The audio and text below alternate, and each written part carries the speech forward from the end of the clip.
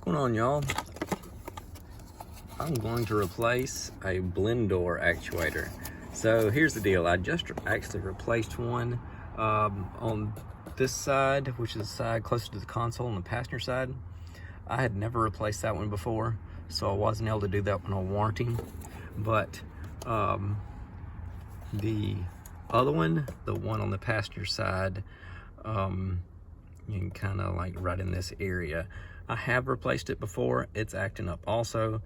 And so what I'm going to do is I'm going to go ahead and take it out before I go get another one. That way I can get it on warranty. And so let me get busy. First we're going to do is we're going to take this down. All right, I've already cleaned the contents out. And what you do to get this all the way down is you'll end up pressing down on the top here. It's got two little raised pieces of plastic on each side that prevent the glove box from coming down any lower. So let me get this. Let me demonstrate how to get this down. Okay, so what you do is you apply pressure up here at the top. You push down on it, and there you go. That's it. It's a plastic tab. It's right there, and on this side is what prevents it from opening all the way. And what we're going to do is there is a blend door actuator right here. All right, so I'm going to go ahead and take it out. It is a Duralast, and that's the one that I messed up on, because what I did is whenever I put it in, I had screwed it into place and then I plugged up the electrical connection, which that's not what you want to do. You want to plug up the electrical connection and then kind of turn the car on and rotate it around some different places. That way it can be where it's supposed to be before you bolt it into place.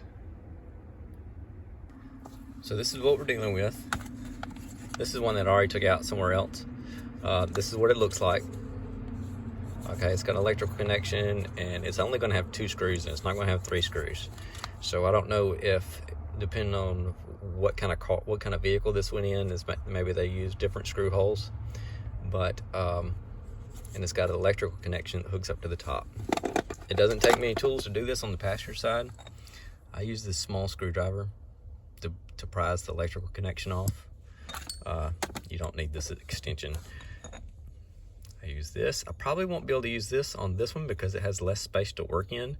I use this on the passenger side that's next to the console. But you need a 5.5mm socket. And I may not be able to use this extension on it either.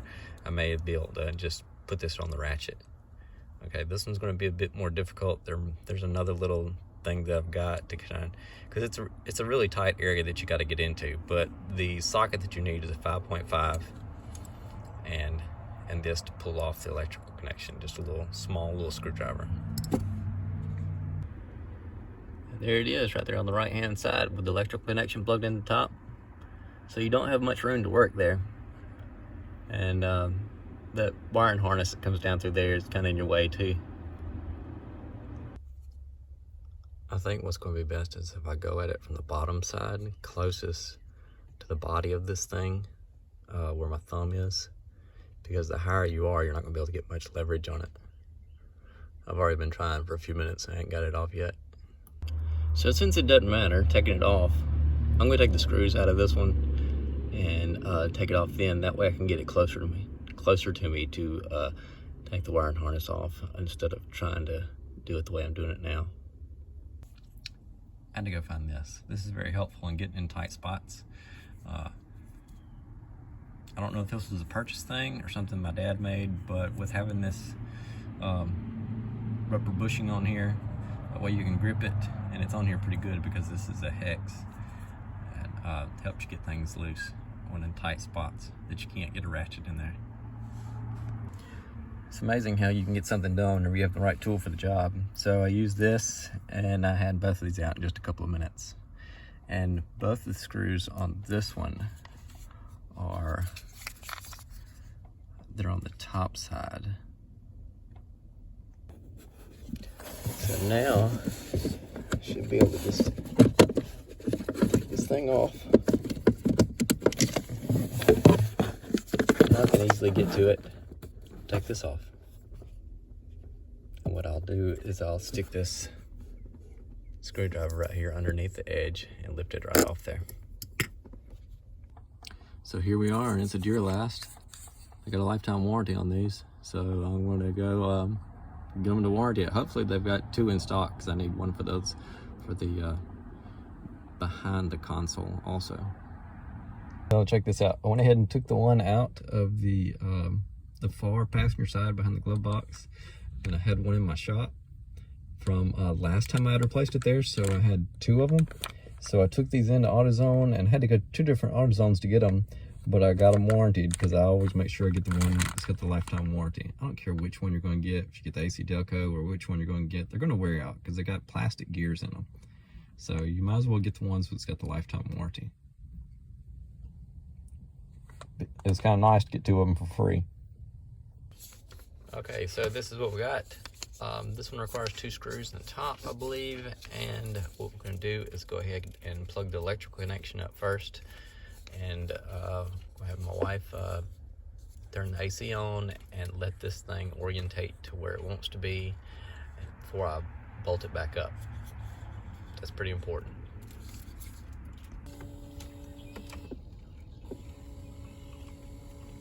Alright, so I turned the accessories to on and changed it from the inside air to outside air, or vice versa. Change it from outside air to inside air. Just things that orientate to where it wants to be. So I have messed one of these up before by putting it on and then plugging it up, and then this was under a strain and it messed up the gears that were inside.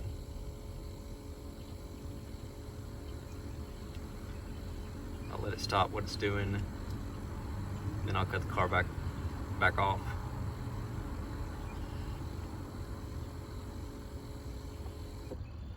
There we go. Turn the key back off, and then I'll put, well, it's still moving.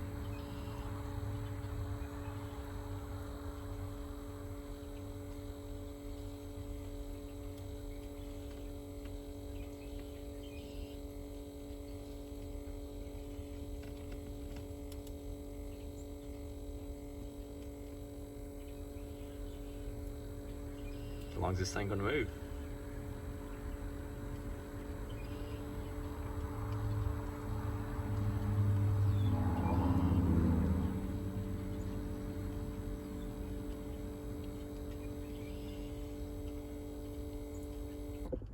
All right, there we go.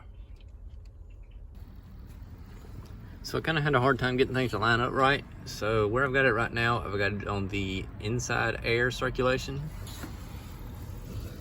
And what it did, here's the new one, and I had it off of it, and I could see where the little wheel on there that's got the, you know, the shape in it that matches up with the post that comes out of here. I could watch it rotate whenever I changed the settings. And I put it on here, and I had to end up opening the door on the inside manually to get it. What I did is I backed off like this, and then I rotated it into place, and that's where the screws should go in. All right, so let me get the screws back in it, and we'll see how well it works. So I've got both the screws up there started by hand, and I'm going to screw them in. Okay, I've got it in place. I'm going to change the setting on the AC. Change the blend door there. That's for outside air in. And this is inside air circulation.